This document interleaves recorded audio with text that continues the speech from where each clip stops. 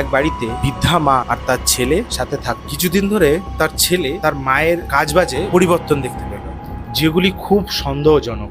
সে তার মায়ের ঘরে একটা ক্যামেরা লাগিয়ে দেয়। ক্যামেরা লাগানোর পর সেই রাতে মাকে বিছানাতে এসে শুইয়ে দেয়। শুয়ে যখন লাইট বন্ধ করে চলে যায়, সে কিছুক্ষণ পর তার মায়ের কিছু আশ্চর্য জিনিস করা দেখে সে চমকে যায়। আসুন দেখে নিই একবার কি এমন ঘটনা ঘটেছিল। ছেলেকে স্টেপ নিতে হলো একটা। তাহলে চলো ভিডিওটা দেখে নিই একবার।